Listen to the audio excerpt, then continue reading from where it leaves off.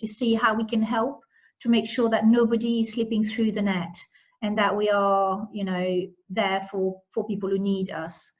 Then if we've got time, we probably won't have time to get to that, but if we don't get time, we will email you the tracking from this week. And then the update for PPE is just very simple. If you need any, just contact Dominic. So I'm going to start with point 1.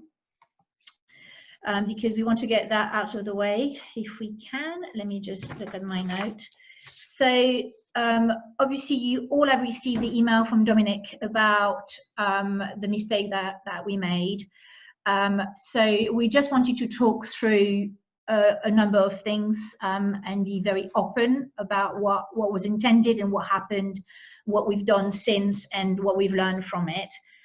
So what was intended, as you know, all dispatchers, we use the first names and numbers on the letter to resident, and the letter to resident is accessible on our website. So everybody has got access to if they're looking for a dispatcher in a certain area, they can either look at the letter or they can look at the website, and then they RMA, Rhine Mutual Aid website, and then they look under whatever area they're from, and they will then find your first name and your telephone number.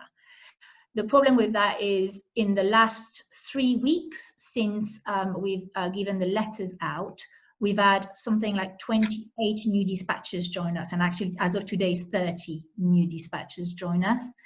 And some of those those letters were you know, with people who were not dispatchers anymore, and lots of new people who were added, and nobody had those numbers. So at some point we thought it might be a good idea to just have a link with exactly the same list in a printed local paper.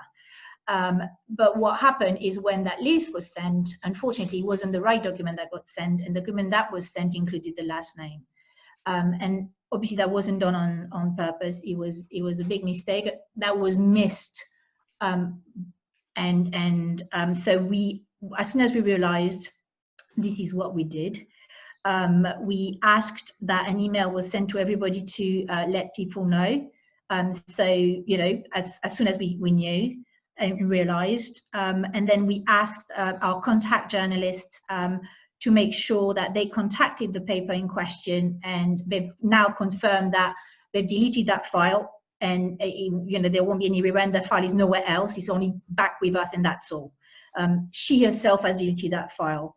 So so up to that front, that as far as he's gone.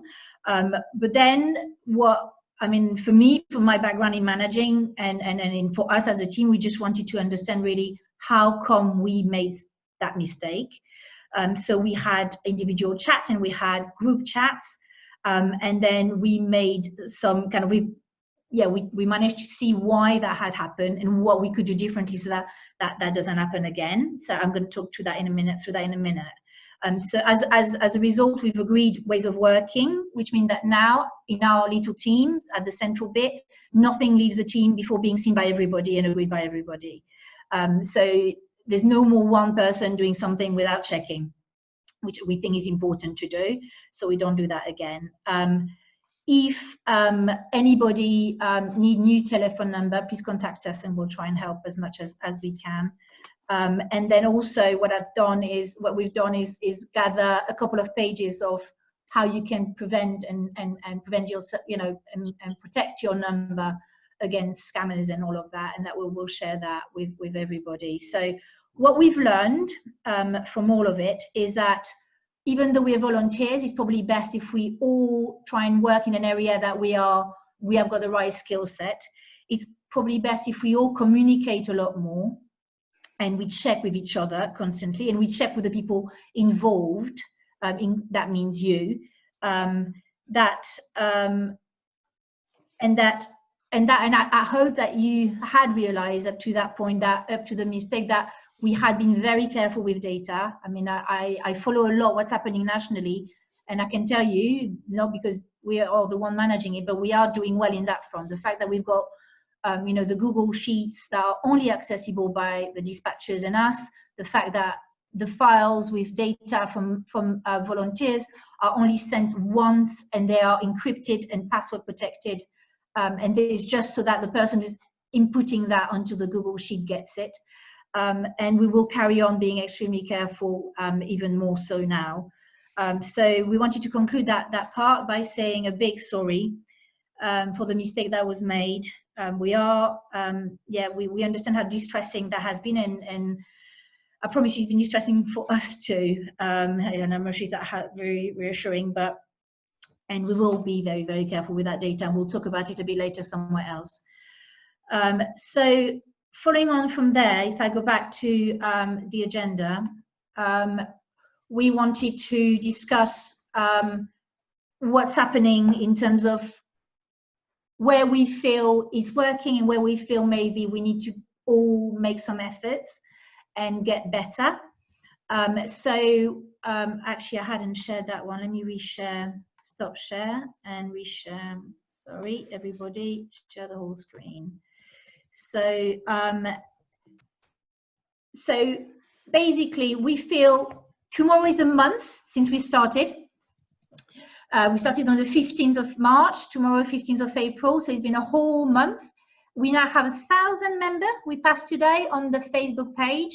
We've got 600 volunteers. We've got 20 groups. We're nearing, this week, I think we'll pass 500, sorry, my English, requests that we've answered properly, that we've kind of completed. So the 20 groups are, they're organized, they're working, they've got their dispatchers, they're operational, and they run themselves essentially without us, because really the idea that, as much as you can, you're doing fantastic job, and that's wonderful. Actually, over the last 2 days, we've had quite a lot of really lovely feedback from people from the community, sending their thanks and explaining what had been happening and how grateful they are for all that you're doing. So we'll share some of that later. But now we feel we're not so much in a setup phase, we are in a ongoing delivery phase. And that, for example, that will have repercussion on the role of our website. So our website initially, well, Jen will explain, but it was to gather volunteers and share the data on our dispatchers, is now going to move towards more an information-based website. But we're hoping that from now on, the 20 groups are going to continue to work on their own, continue to help the residents in their area, and hear us in the background. We'll have a lot less to do, and that we'll just be there for support when you need it, guidance if you want it, and to share information with you if we receive information that we believe you would like to get and have. What that means in practice is, in terms of the admin team, there's really our main bit now is going to be, to continue fundraising. Liz has already done a fundraising application for us. Anthony's got 1 or 2, I think he's looking at as well. So the idea is that we carry on raising funds so we can carry on buying PPE. So our main role is going to be to provide you with that equipment. So when you need it, go straight to Dom and it will have the PPE you need. And sharing information, like we said, and we all work as a group on that. It's not, and Jenny then has got the really talented, putting it all and organizing all on the website. Occasionally, when you request and when you need some help, we would like to really reiterate the fact that the best way to do that is to contact Bruni. Yeah, Bruni's waving. So Bruni's there. So you all have Bruni's email, and I'm sure you've got Bruni's number as well. She's a dispatcher on Brodock, so I think her name is there and the number is there. We understand that for some of you it's easier because they, either Jen or I, or you've seen us from the start. But at that point, we would really appreciate if you could actually direct your request towards Bruni, if that's okay. And then we work as a team. She'll come to us, we'll discuss, and she'll come back to you. I'm going to carry on with the tracking, and Anthony's carrying on doing a brilliant job with representing us, and Jenny and I do part of that as well. And actually, I am due an email to the parishes because I haven't done that in a couple of weeks. And in terms of press, we thought it would be best to have a professional journalist in charge. So we've asked Amy Maynard, who has been doing the collating of the data, to help us on that, and she's accepted. Obviously, we've got also Shauna on the group now, and Shauna is our direct contact to the Rhine News, but she will work with Amy so Amy can centralize all the press information and make sure it's all tickety-boo. We wanted, following some of the discussion on the group, we wanted to do what we call a statement of clarification, because we've had, you know, some people, you know, asking question or not being, you know, potentially being a bit critical, etc. But potentially the critical came from not understanding where we stand ourselves as a central team. And we just wanted to reiterate that very much. We believe that, you know, we're not central. We're just one part of the volunteer. We just happen to have been setting up to start with, but our views are not authoritative. We're not here to take decision for people. We're here to, you know, help share opinions. And so we are unconstituted, which means there's nothing that holds us together officially as a constitution, for example. So everybody, volunteers, dispatchers, us, we are all responsible for what we say, for the way we say it, for the advice we give, and for the action we take and we make. So we just wanted to kind of, yeah, go back on that. And that's, I think as a group, we share that idea that we are stronger together, and that we perfectly understand that people want to get other people's opinion, and actually using the group, the dispatchers group and Facebook in particular as that, I think is a fantastic use of it. I would just want to really recommend personally that when people then give their advice, if they could really try their best to be doing it in a really constructive, positive way. There have been a few comments that were a bit sarcastic or a bit ironic, and it might be fine if you know the person, and if you're in, you know, face to face. Online, it can sound a little bit harsh, and it makes people feel threatened and not comfortable sharing and asking for help and advice. And all what we're doing on that is not telling people what to do, it's just sharing what we feel, what our opinions are. And then that person can then, you know, read all of that and make their own opinion and be stronger for it, because there'll be more opinion to choose from. So that's what we said there. We said, you know, it is not for us to tell people what to do. If dispatcher want to discuss, they should regulate their exchange of view by themselves, between themselves. We are here, we're not going anywhere. We are the admin team, and we are going to be making sure that, you know, if we see anything where people are not polite, they're not kind, they're not being constructive, we might then start to say, look, that, you know, try and say that, but in a nicer way, please. Because I think, even personally, I have to admit, the last few days have been terribly hard. The way people have addressed us and me, I can talk for myself, has been very challenging, and I was very close to, you know, throw the towel in. And I think if we're here to help, we're a group of volunteers to help, I think our basis should be that we need to be kind and courteous. And I know most people are, but for the one who've got a tendency to be a bit sarcastic because that's the way you are, try and do that with your friends, and maybe not in this group. So just as a conclusion to that, I'm sorry if I sounded a bit teachery there, but hey, that's who I am.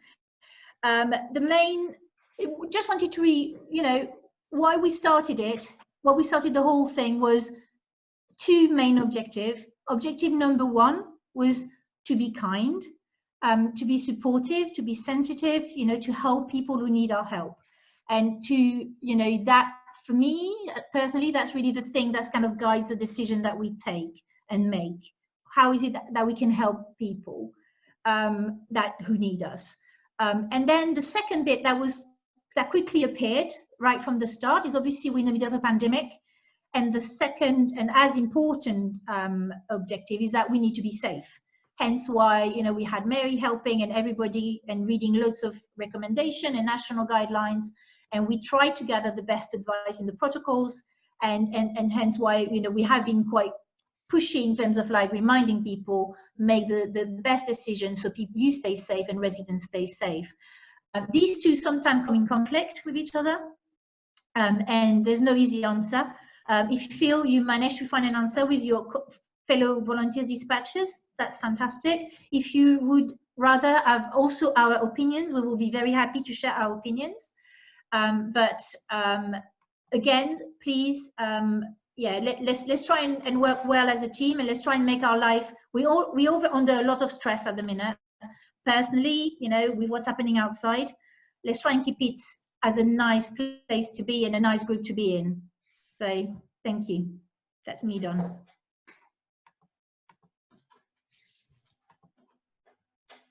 Jen, I think you're next on the website. Yeah. So I'm going to share my screen. Hopefully, it's a work in progress. Give me a yes. Can you see it?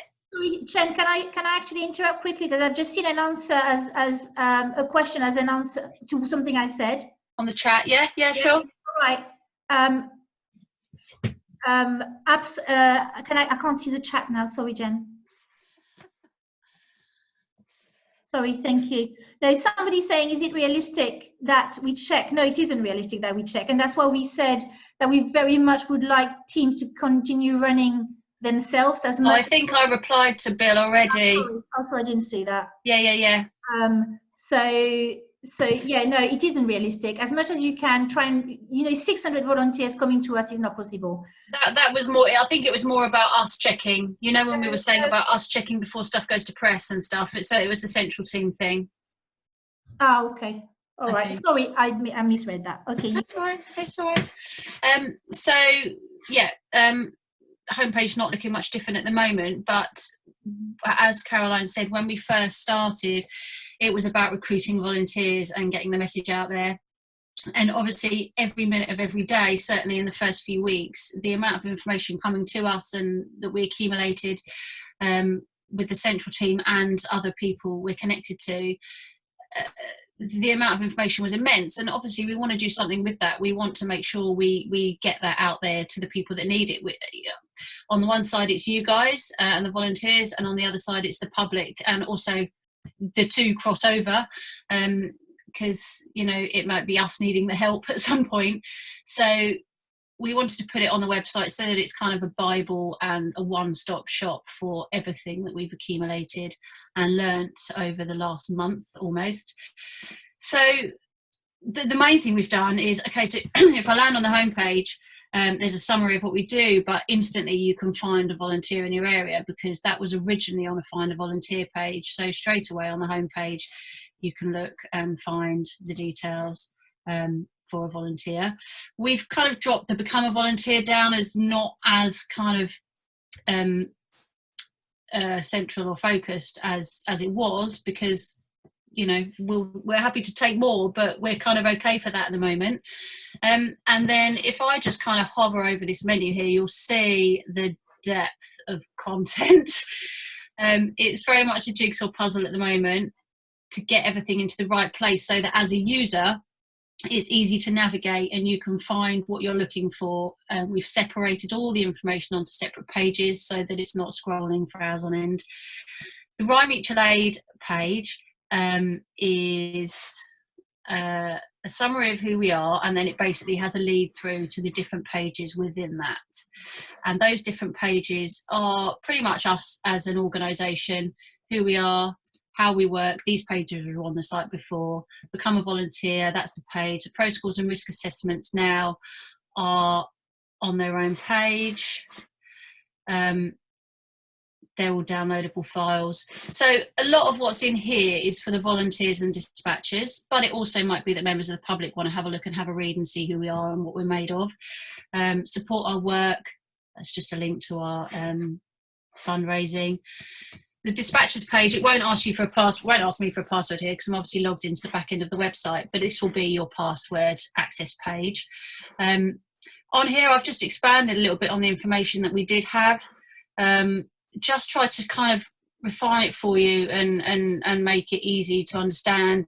There'll be direct points of contact for the central team. I've put your checklist document into this blue box here. Download your data. So it's everything I think you need. There's your Zoom meeting passwords, information on e-card schemes, and then the kind of private videos from these meetings are on there as well. So Pruny, yes, I didn't know she doesn't like that shot. So that will be your page, and we'll add to it. It's not going to go on and on, but I'll add to it if we need to. Then you've got the videos, which are Mary's videos. Then you've got shopping, and this is, well, it's for us and the public, but we just feel kind of a duty and responsibility to share the information that we've gathered with everybody in as an easy way as possible. So shopping, which leads through to three pages underneath that. Local offers are on there again, as they were. Food bank at the top. This is not easy because it's constantly changing. You can see you've got a couple that are to be confirmed there, so I'll probably remove them after a period of time, or if we get time, we'll call these and check they're all open and still operating. But you will find quite a lot here, and that's added to on an ongoing basis. Shop safely. Again, this is a combination of the information that we've already shared and new information. Oh no, I've got the spinning wheel of death. Key points, key advice. Again, we always keep an eye on, you know, the WHO and the government advice, so that we're not contradicting anything, and we keep it in line. And if there's anything we can add to, we will. Advice on making payments. This is for volunteers, you know, receiving and handling money, as well as members of the public, and the card schemes are on there as well, and we'll update those as we hear more. Medication and health, pretty self-explanatory. What is COVID? Stay safe. PPE, which I don't think I've finished that page yet. Doctors and pharmacies. I'm just trying to kind of really structure it so you've got the key things that people want to know the answer to on a regular basis. So I've got the updated information from Boots on here, and if you're a volunteer, what you need to do as far as collecting medication. Got the Rye Medical Centre's War and Peace that they provided, which I tried to summarise, but I thought I'd best just put it all on there. So how they work, and then we've got the dentist practice and other things to be filled in there. So it'd be good reference for you if you kind of forget how it works and someone asks you they need their meds from wherever, but it's also good for the public. And then we just go above and beyond a little bit, really, by giving some information on fitness, and there's images missing. Just some ideas for people for fitness at home, and probably sick of the sound of my voice now. Connection and well-being. So this is everything from the friendly chats and listening support, more images missing, which is obviously us within RMA. We've obviously got a team of people now that you can refer residents to if you think they need a friendly ear or some further help for emotional support. So that's there. I can't even remember what's on this page. Oh yeah. Hang on. No, look. I've worked my computer far too hard recently. So this is all of the information that our listening support team, I think, was that right, Caroline, gathered for us? Sorry, I was doing something else. Was it the listening support team that gathered all of this for us? Yes, absolutely. Yeah? Yes. So I've just, it's I think anything and everything you could possibly need. I've tried to organise it a little bit. So crisis support, information and signposting. It's very thorough. It's very thorough.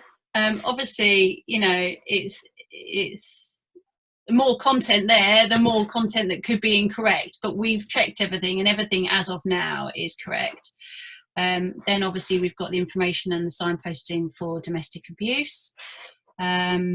Mindfulness, which will be added to, and then this free entertainment that Caroline and a few of you have been gathering on Facebook, which is quite handy. All of these are active links to various different home entertainment to keep yourself and the kids occupied. Yeah, so it's quite a directory and a little form if you've got another one that you want to let me know about, and I'll add on there.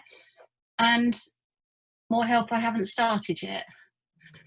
So that's where we are. It's very much a case of a jigsaw puzzle, but I just feel we owe it to ourselves and everybody to put this in a structured way so that it's all there and easy to navigate, because we could be in this situation for quite a lot longer. So it would be a shame to not have it there. So yeah, I would say I'm probably a day away from it being proofed. Yeah, I think a day more getting everything checked and then proofing it, which we'll do in central team, and then I'll switch over the domains and we'll put it live.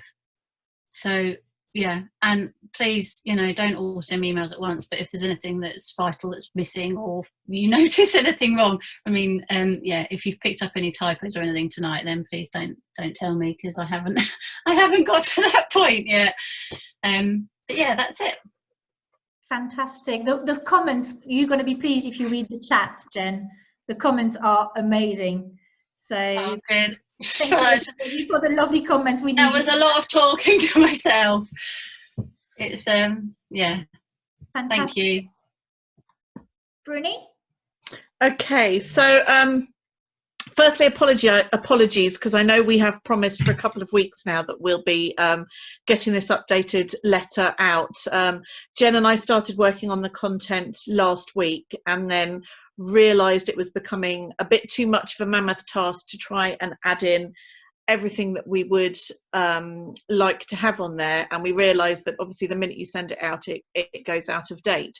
So what we've done is really stripped that back, and I've spoken to a couple of other dispatchers today just to sound out some ideas of what should be on it. So essentially it will now go back down to a 4-pager, so it will be A3 folded to A4, and we would like to get that to print within the next couple of days, keeping it as brief as possible with the quite a few updates that we've had to dispatchers, some very basic information that we need to share.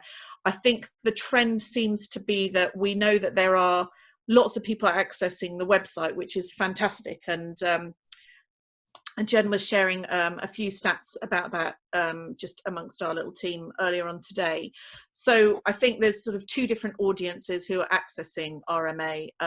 The people who know that we exist and are helping themselves, going to the website, getting the information, and definitely once Jen has finished the fantastic task that she's done right now, there'll be even more people who'll be able to go and get resources there.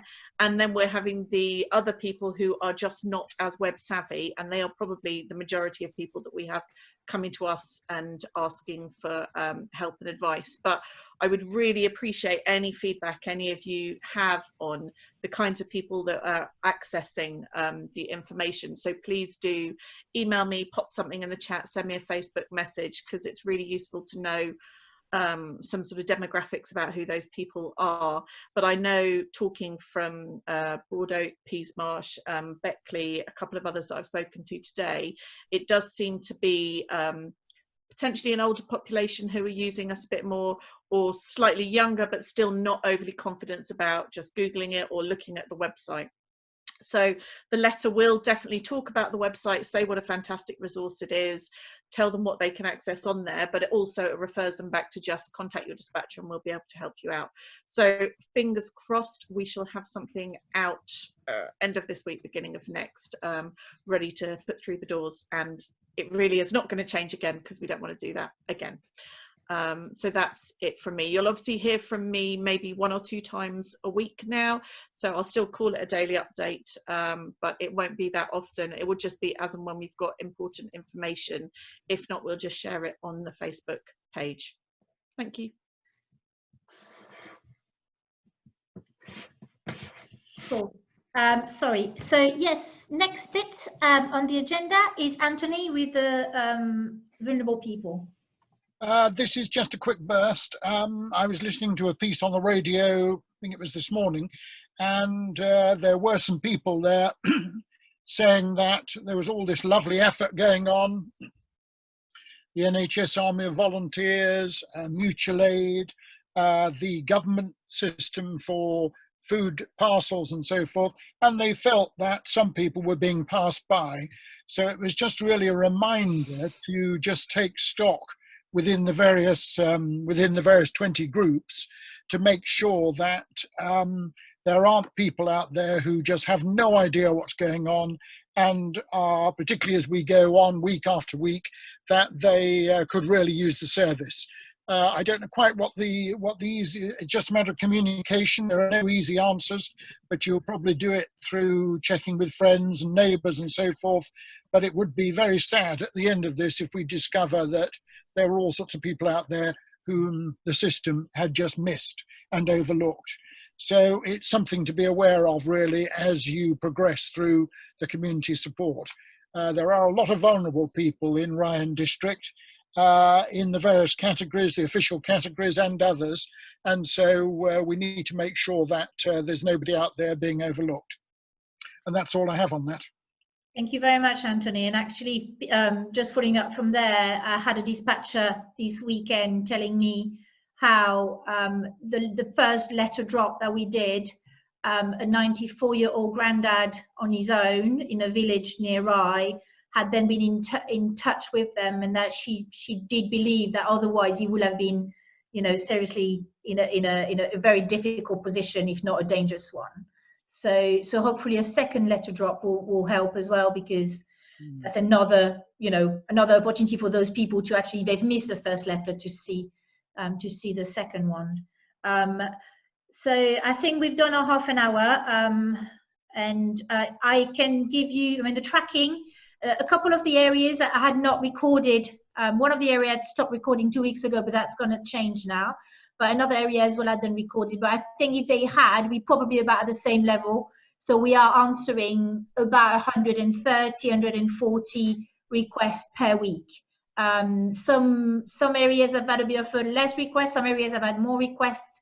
If we could ask you to just make sure that by the Sunday evening, you've added all the requests for that week, and then I pick it up on a Monday and I can then share that on a Tuesday.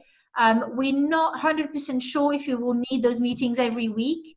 We're going to keep the slot in, and in case 1 week we don't have very much to say, then we'll just tell you we haven't got very much to show or to say. But thank you very much all for joining. If you've got any question, if you want to ask them now in the chat, and we can just take a quick Q&A.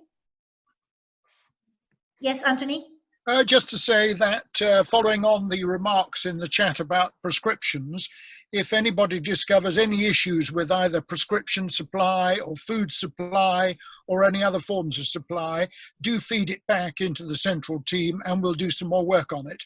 I think all the various systems that have been negotiated seem to be working pretty well at the moment.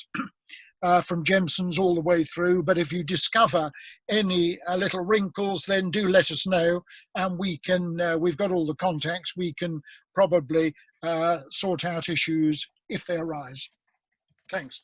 Thank you. Actually, thank you for that, Anthony. I've got a question that is something I thought of that when I was doing the tracking numbers, and that's a question from, I don't know, somebody asking, what do we do? Do we record on the tracking when we just answering and giving some information? Yes, please do. I have been counting it and tagging it as number 5. We know we've got, you remember, like number 1 is the shopping, number 2 is the medication, number 3 the friendly call, number 4 is services like the dog walking, the bin, the mail, and number 5 is other. So, and actually I've noticed quite a lot of people, then you get really confused. We're not quite sure where to put, because they can ask information about shopping, we give them the information and they do it themselves. But we still helped. So maybe we should use number 5 as information sharing, if you wanted. That might be an idea of how to track that one. Any more questions?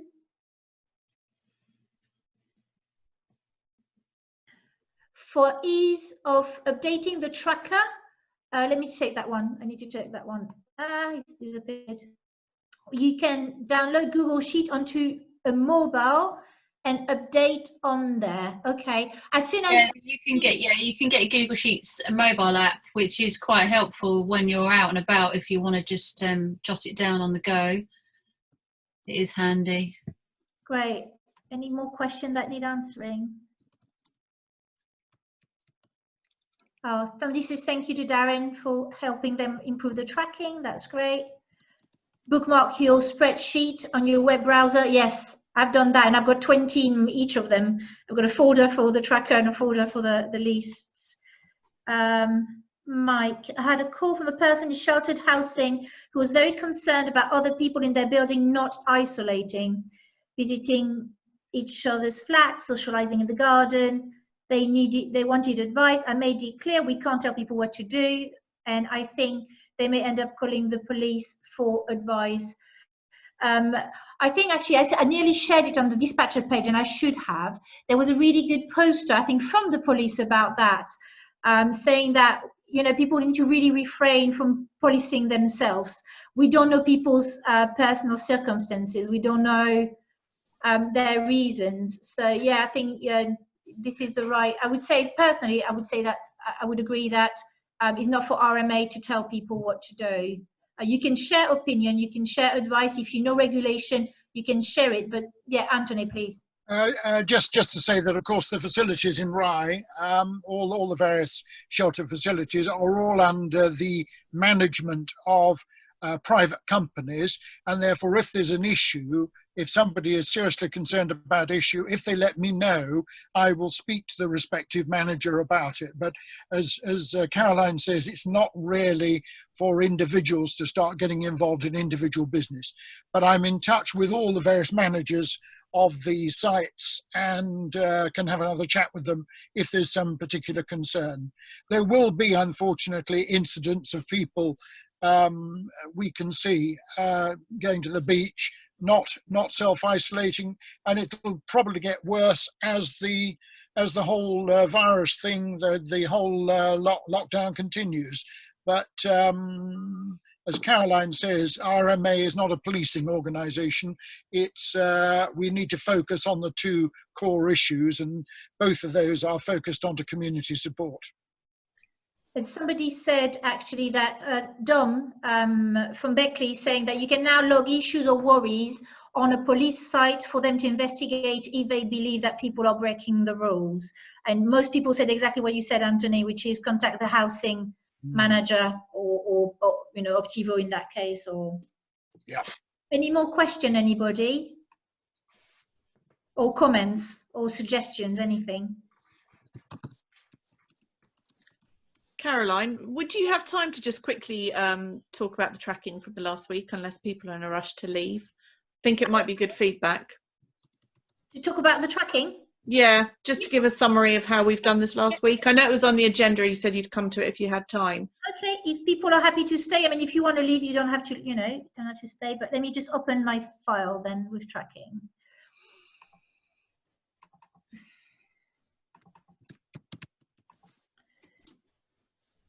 So, let me see. So yeah, we are a little bit down, but like I said, I think there's two areas that had stopped recording. We've got 3 areas that have had between 15 and 19 requests, compared to only 2 last week. Last week it was Beckley and Broad Oak. This week is Winchelsea, Beckley and Pett. Pett has got quite a lot more requests this week. Then between 10 and 14 we've got Broad Oak, and then less than 10, 5 to 10 we've got Teeling Green's got quite a few less this week. Udimore Road and Rye Hill's got a few more, and Ickersham. And then the other area only had between 0 and 4. So it's difficult because I don't know if people have been recording everything. I think at least 2 areas I believe they haven't, but then the rest I think they have, because there's always like the occasional one. So I would say overall we are maintaining the same level of request, because it's been the very first few days I hadn't counted, but there had been a few requests. We probably passed 400 by now, or not far off. So yes, I think there have been a few areas who have been quite quiet over the Easter holiday, the Easter weekend. And also I wonder to which point people are now have found systems. So they first called because they didn't know where to shop, but now they do. Or so there are people that are not going to be repeat, if you see what I mean. They now have the information they need. They have now found a solution for their shopping or their prescription, and therefore they're not asking us anymore. But they're still, I still feel we're kind of maintaining the same level. And you know, 500 people. Some stories have been fantastic. There've been some feedback. that was, I think, from one of the retirement places where an old lady just passed a basket from the first floor to get her shopping, and she just contacted back the people and just said how, you know, how amazing, how grateful she was. I had a resident on pets, you know, contacting, saying very grateful for the last minute arrangement and reaction of our volunteers. I'm hearing really lovely feedback from how, you know, volunteers answer all sorts of requests, and some, you know, some that are not easy to answer. So a big well done to everybody, because, you know, I think it's working.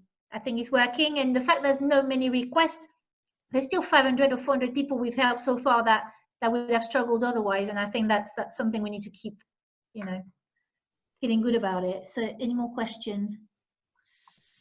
No, I think just a lot of people mentioning that it was quiet everywhere really over Easter weekend. So whether people had made preparations and, you know, gathered stuff that they'd needed to enjoy that weekend without having to go out and get anything, you know, knowing a lot of the shops are shut down for a couple of days. It was the same here in my zone. So and what Kirsty is saying as well, I've seen in my zone, and obviously I'm on the volunteer list, and hopefully now I'll have a bit more time and I'll be able to help as a volunteer as well. But I can see that as soon as there's a request coming through and going on the WhatsApp group, there's about 5 answers of people saying, I can help. So yeah, absolutely. I think they are worth their weight in gold, and people are, yeah, I think it will have created an amazing network of really kind and lovely people. So that's brilliant. Yeah, Anthony, sorry. Just a quick one. That raises the point that I picked up from the NHS army of volunteers. They have generated, of course, huge number of people, and quite a lot of them haven't been tasked, haven't been asked to do anything, and are rapidly becoming rather disenchanted. So it is important, for all the various groups, if you've got volunteers, do try and involve everybody, otherwise they will just drift away. I agree, actually, and I see that in the tracking sometimes. There's some groups where, obviously, it's logical. I had that feeling myself when I was dispatcher to start with, where people call you want to help them.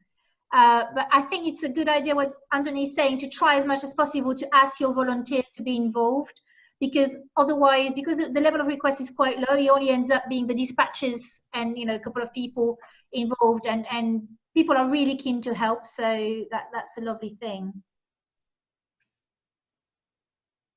Anything else? Yeah, I agree, Lois. I think it's really good that we've got that capacity, and I think, again, I don't want to compare and boast, but I think compared to other groups I can see, we're just about now gathering their list and starting to help. We've been helping for now 3-4 weeks. You know, we set up really early. Our protocol was set up quite early, so our volunteers are hopefully well informed. The dispatchers are incredibly well informed, I think, and very professional in what they're doing. So I think we're in a very good place. If he spikes or anything happens, I think hopefully, thanks to everybody who's been involved, you know, from Anthony, Mary, all of you dispatchers and all the volunteers, we are in a good place.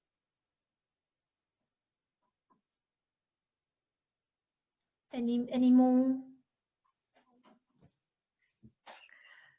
Yes, you can log requests retrospectively. If you remember the date more or less, that helps me. But otherwise, don't worry. It would be nice to have an idea at the end of what we've been doing, and like, yeah, even information giving is help. I think that's it. I think that's it, Caroline. Really. Yeah. Just a big thank you. Yeah. I think as the weeks go, hopefully we're getting all better, more settled, and we all know what we're doing, and it's gonna get hopefully easier for everyone. And then well done, everyone.